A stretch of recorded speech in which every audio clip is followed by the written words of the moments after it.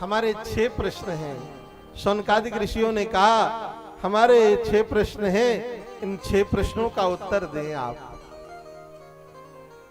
कौन कौन से प्रश्न हैं और ये प्रश्न क्यों कर रहे हैं सूत जी से ये ऋषि? ये संत इसलिए प्रश्न कर रहे हैं क्योंकि सूत जी परम विद्वान हैं, इतिहास के जानकार हैं। संत कहते हैं त्वया खल पुराणानि सेतिहासानि चानग आख्तानप्यधीतानि धर्म शास्त्राणि अन्यतो। आप धर्म शास्त्रों के मर्मज्ञ हो, इतिहास के जानकार हो, इसलिए हम आपसे प्रश्न करते हैं। पहला प्रश्न क्या किया? मानव के लिए परम धर्म क्या है? दूसरा प्रश्न किया कि हम मंदिर जाते हैं तो श्रेष्ठ कौन है, कौन सा देवता श्रेष्ठ है? कोई कहता है राम जी बड़े, कोई कहता है शंकर जी बड़े, कोई कहता है ब्रह्मा जी बड़े, कोई कहता है हनुमान जी बड़े। आजकल तो देवियों का भी प्रचलन हो गया है। पहले तो गौरी जी थी, अंबा जी थी, अब तो महाराज संतोषी माता, पता नहीं कहां कहां की देवियां आ गई। हम गए महाराज मेहंदीपुर बालाजी, वहां तो प्रेतराज का भी मंदिर है। हमने कहा जय हो, अद्भुत।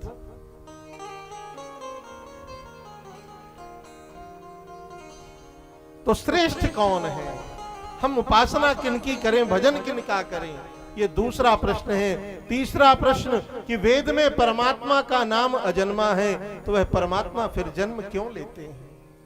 चौथा प्रश्न है कि भगवान के अवतार कितने हैं? पांचवा प्रश्न है कि वक्ता कौन सा श्रेष्ठ माना जाए? और छठवां प्रश्न है कि जब भगवान अपनी लीला का संवरण करके इस धराधाम से तिरोहित हुए तो फिर पृथ्वी किसकी शरण में गई? इन 6 प्रश्नों का हमारे उत्तर आप दे दें। श्री सूत जी कहते हैं देखो भैया, तुम्हारे इन 6 प्रश्नों का उत्तर देने से पहले मैं तुमको अपने गुरुदेव की चर्चा सुनाऊंगा। सुखदेव जी महाराज का मंगलाचरण किया। अब प्रश्न होता है कि ये सुखदेव हैं कौन? बड़े ध्यान से सुनिएगा, ये भागवत जी में नहीं, रुद्र यामल एक ग्रंथ है। उस रुद्र यामल ग्रंथ में ये कथा पाई जाती है कि श्री किशोरी राधा रानी जब गोलोक धाम में नित्य लीला में रहती हैं तो श्री किशोरी जी को विरह, गोविंद का, कृष्ण का विरह व्याप्त ना हो श्री राधा रानी को, इसलिए श्री ठाकुर जी ने किशोरी जी को एक सुख दिया है, तोता दिया है। वह तोता किशोरी जी को खूब कथा सुनाता है। भगवान की कथा जब किशोरी जी सुनती हैं उस तोते के मुख से तो बड़ी खुश होती हैं। अच्छा एक बात निवेदन करें, तोता उतना ही बोलता है जितना तोते को पढ़ाया जाए। हम लोग भी तोता रखते हैं, कहते ना मिट्ठू पढ़ सीताराम, तो मिट्ठू सीता ही राम कहेगा। तोते को जितना ठाकुर जी ने पढ़ाया है उतनी ही कथा किशोरी जी को सुनाता तोता। जब ठाकुर जी आ जाते तो तोता चुप हो जाता, क्योंकि किशोरी जी को एक क्षण का भी वियोग गोविंद का सहन नहीं होता, इसलिए वह तोता कथा कहता। एक दिन की बात है, श्री किशोरी राधा रानी ने उस तोते को दुलार करते हुए कहा, बेटा तुम्हें धराधाम में जाना है, धराधाम में जाकर के भगवान की भागवत कथा का प्रचार प्रसार करना। बोले माता जी जब आप नहीं जाएंगी, गोविंद नहीं जाएंगे, तो मैं धराधाम में जाकर क्या करूंगा? किशोरी जी ने कहा देखो तुम जाओगे तो तुम्हारे पीछे पीछे हम भी आएंगे और हमारे यश को गा करके कलिकाल के प्राणियों को तुम धन्य करना। अब सुखदेव जी का जन्म कैसे हुआ, आप इसकी भूमिका समझना। ये तो आपको पता चल गया कि सुखदेव जी राधा रानी के पालतू शुक हैं, पालतू तोता। अब जन्म कैसे हो, तो रुद्र यामल ग्रंथ में वर्णन आता है कि एक बार की बात है कि मां पार्वती अपने कैलाश पर्वत पर बैठी हैं। उसी समय संत नारद आए। महादेव थे नहीं कुटिया में कैलाश पर्वत पर, खाली माता जी बैठी हुई थी। अब गुरुदेव पधारे हैं, संत नारद जी के प्रति मां पार्वती का गुरु भाव है। गुरुदेव पधारे तो माता जी खड़े होकर के खूब अभिवादन किया, बड़े प्रेम से संत नारद की पूजा अर्चना की। बाबा बड़ी कृपा संत नारद जी, आपने कृपा करी। आजकल गुरुदेव आप कम आते जाते हैं? तो नारद जी ने कहा, देखो देवी, आजकल लोग स्वार्थी हो गए हैं, बिना काम के किसी के पास कोई जाता आता नहीं है। और केवल हमारी नहीं, सबकी यही रीति है कि सुर नर मुनि सबके यह रीति, स्वार्थ लाग करहि सब प्रीति। सुर नर मुनि सब यह रीति, स्वार्थ लागी करहि सब प्रीति।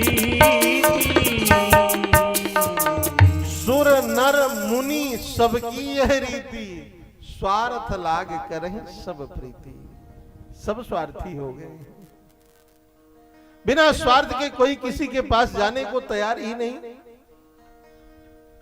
संत नारद जी ने कहा, आजकल लोगों का प्रेम भी बड़ा बनावटी है, सब दिखावे का प्रेम है, वास्तविक प्रेम नहीं है।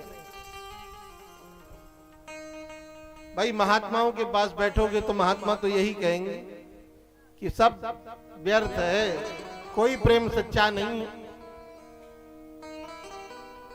माई हो, बाप हो, पत्नी हो, परिवार जन हो, कोई किसी के नहीं है, सब स्वार्थ के प्रेमी,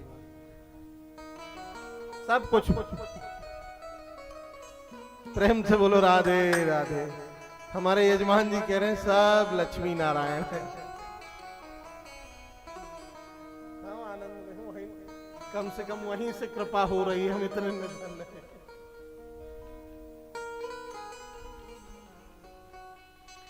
तो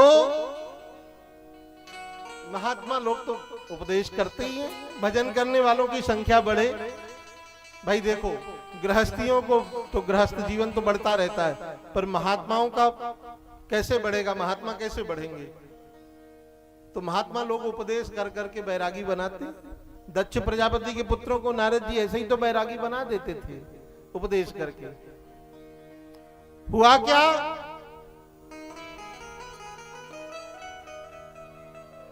संत नारद ने कहा, सबका प्रेम स्वार्थ का प्रेम है माता जी, कोई किसी से सच्चा प्रेम नहीं करता।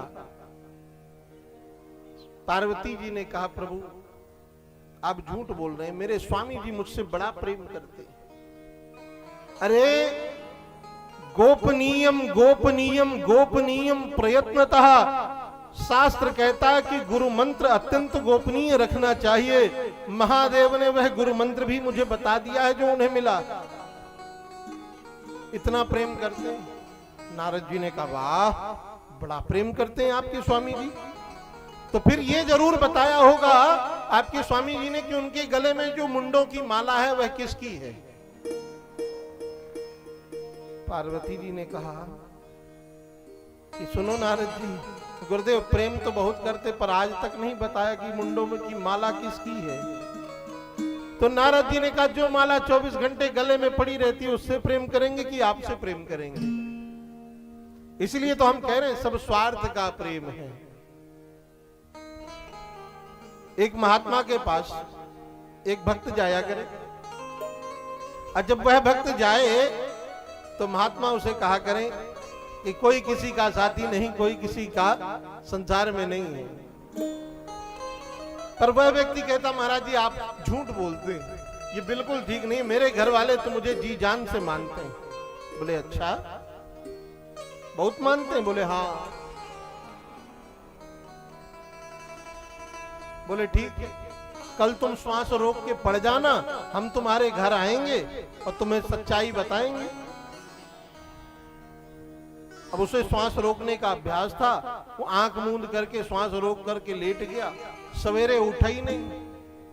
अब तो चिल्लाना शुरू सबका, सब रोने गाने लगे। पत्नी तो छाती पीट पीट के रोए, माता पिता छाती पीट पीट करके रोए, अब क्या होगा क्या होगा।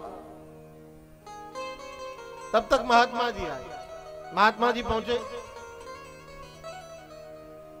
क्या हुआ? बोले चला गया।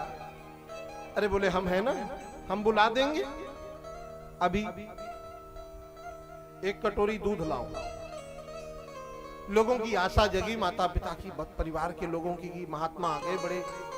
सो महात्मा ने कहा कि कटोरी में मुंह से ऐसे बड़बड़ाया जैसे कुछ मंत्र पढ़ रहे हैं, अंगुली घुमाई। बोले ये दूध जो पिएगा वो मर जाएगा, उसके प्राण उसके अंदर चले जाएंगे, वो खड़ा हो जाएगा। सो कौन पिएगा ये दूध? अब तुम तीन तो कह रहे थे ज्यादा चिल्ला चिल्ला करके कि तुम चले गए, तुम्हारी जगह हम क्यों नहीं चले गए? तो लो, माता जी को दिया सबसे पहले कटोरा, पियो दूध। बोले महाराज मैं तो पी लेती, पर ये जो मेरे पति देव हैं इनकी सेवा कौन करेगा? ये तो मेरे ही आश्रित हैं, अभी तो इनकी सेवा करनी है मुझे। महात्मा ने कहा अच्छा, तो पिता की ओर कटोरा किया, लो भाई तुम पियो, तुम्हारा पुत्र तुम्हें बड़ा प्रिय था।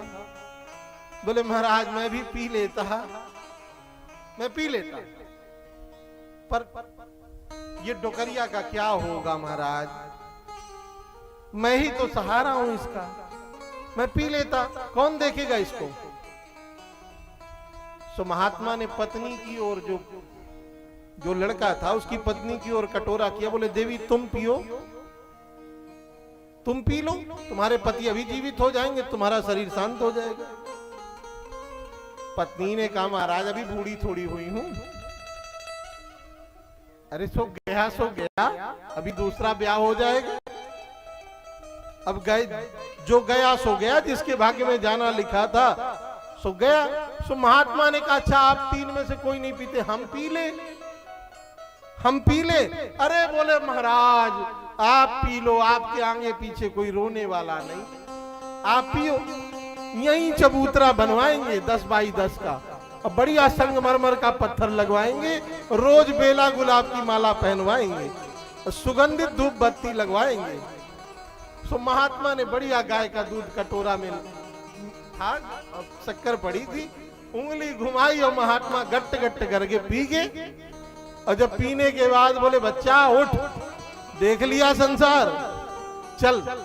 खड़ा हो गया बालक और चल दिया। महाराज आप सच कहते हैं, स्वार्थ लाग करहि सब प्रीति। नारद जी ने पार्वती जी से कहा जो गले में मुंड की माला है उसे प्रेम करेंगे या आपसे? अब माता जी चक्कर में पड़ गई पार्वती जी, सच कह रहे हैं नारद जी, तो ठीक ही कह रहे हैं, जो उसे पहनेंगे उसे प्रेम करेंगे या हमसे करेंगे? नारद जी का काम ही है हवा देना, आग लगाई चल दिए। सो नारद जी तो गए, पर यहां माता जी बड़ी चिंतित हो गई कि ये भोलेनाथ भी बड़े कपटी हैं। अब शंकर जी पधारे, और जैसे ही महादेव पधारे तो माता जी ने मुंह घुमा लिया, देखा तक नहीं, रुष्ट हो गई। जब रुष्ट हुई तो महादेव ने कहा क्या बात है, क्यों नाराज हो? पार्वती जी ने कहा रहने दो, काले हो आप। शंकर जी ने कहा लोग हमें कर्पूर गौरम कहते हैं, हम कपूर से भी ज्यादा गोरे हैं, और तुम कह रहे हो काले। काला का शाब्दिक अर्थ होता है कपट, जिसके हृदय में कपट हो। आप तो कपटी हो, आपके हृदय में कपट छुपा है। महादेव ने कहा कौन सा? बोले आज तक आपने नहीं बताया कि जो गले में माला है वह किसके मुंडों की है, किसकी मुंडों की माला है?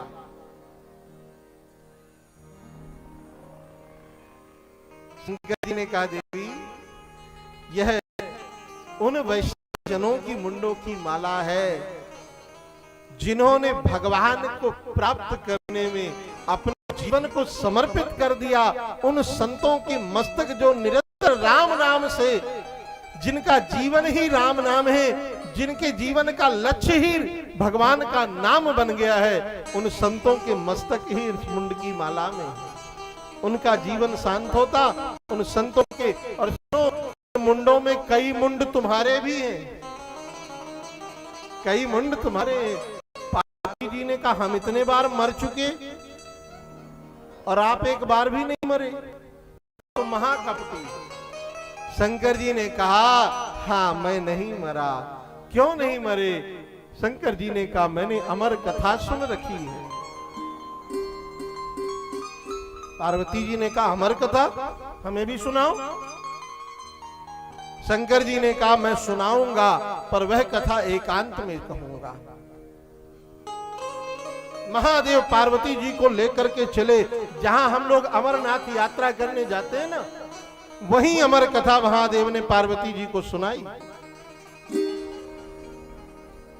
माता जी के साथ चले तो गले में तो सर्प थे, चंद्रमा था, सबको छोड़ दिया। गणेश जी थे उनको भी छोड़ दिया, नाग को भी छोड़ दिया, चंद्रमा को भी छोड़ दिया। उस गुफा में पहुंच करके चारों तरफ निरीक्षण किया, कोई नहीं दिखाई दे रहा। बस एक गर्भिणी शुकनी ने अपने गर्भ से एक अंडे को जन्म दे दिया था। महादेव ने सोचा अंडा है, इसमें तो कोई जीव है ही नहीं, अंदर है, अभी तो कुछ सुनेगा नहीं। पर उसमें कोई सामान्य सुख नहीं था, वह तो साक्षात श्री किशोरी जी के पालतू सुख थे। श्री किशोरी जी की आज्ञा से धराधाम में आए थे। महादेव ने कथा प्रारंभ की। अब अमर कथा सुनाना चालू किए तो माता जी तो 5 दिनों तक कथा सुनती रही। महादेव ने कहा था हम आंख बंद करके कथा कहेंगे, आप सुने ऐसा हमें अनुभव हो, उसके लिए आप हुंकारी भरना बीच बीच में। माता जी ने कहा था ठीक है।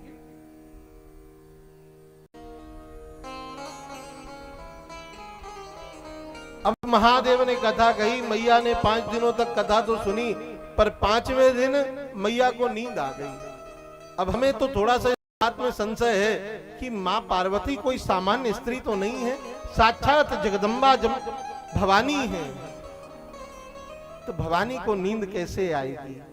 जैसे राम जी का स्मरण करते ही शिव की समाधि लग जाती है, ऐसे ही मां ने जब प्रभु की कथा सुनी तो मां पार्वती की भी समाधि लग गई। 5 दिनों तक तो हुंकारी सुनाई दी, तब तक उस शुकनी के गर्भ से जो जन्म लिया अंडा था वह पक्षी के रूप में बदल गया, परिणित हो गया। सुखदेव जी ने विचार किया उस सुख पक्षी ने कि कथा बंद ना हो जाए, क्योंकि कथा का रस अभी 7 दिनों तक कथा हो रही है, कितना रस आएगा। और जब 7 दिनों बाद ये कथा विश्राम हो जाएगी तो 2-4 दिनों तक तो अच्छा ही नहीं लगेगा। होता है ना महाराज। तो सुखदेव जी ने सोचा कथा कहीं बंद ना हो जाए, तो मां पार्वती की जगह सुखदेव जी ही हुंकारी भरने लगे। हाँ हाँ। और जब कथा पूर्ण हुई 7 दिनों की, तब महादेव ने जयकार लगाई, बोले वृंदावन बिहारी लाल की जय। तब माता जी की समाधि टूटी। बोले महाराज भगवान ने उद्धव को वृंदावन भेजा, फिर क्या हुआ? अरे बोले उद्धव वृंदावन गए, आ भी गए, साथ में द्वारिका भी गए और भगवान अपने धाम गए, उद्धव बद्रीनाथ गए। सब कथा हमने कह दी, सुना दी, तो क्या आपने कथा नहीं सुनी? पार्वती जी ने कहा महाराज मुझे तो 5वें दिन नींद लग गई, आंख लग गई मेरी। फिर कथा किसने सुनी? गौर से देखा तो सुखदेव जी जो सुख पक्षी हैं उनकी ओर दृष्टि गई। अच्छा इसने चुपचाप मेरी कथा सुनी है, ठहर जा अभी तुझे बताता हूं। अपना त्रिशूल निकाला और सुख पक्षी को लेकर के त्रिशूल लेकर के मारने के लिए दौड़े। और जब दौड़े तो पक्षी उड़ा, उड़ते उड़ते वह पक्षी बद्रीनाथ क्षेत्र में पहुंच गया, जहां व्यास गुफा है। बद्रीनाथ क्षेत्र जो लोग गए होंगे वहां व्यास गुफा का दर्शन किया होगा आप लोगों ने। व्यास गुफा सम्यप्रास नामक एक कुटिया है, उस कुटिया के बाहर व्यास जी बैठे हैं। अंदर व्यास पत्नी जिनका नाम वित्तिका देवी है, वह अंदर उस गुफा में है, कुटिया में। उसी समय उन्हें जमुहाई आई और व्यास पत्नी ने मुख खोला, वह शुक पक्षी उनके मुख से होता हुआ व्यास पत्नी के गर्भ में उदरस्थ हो गया।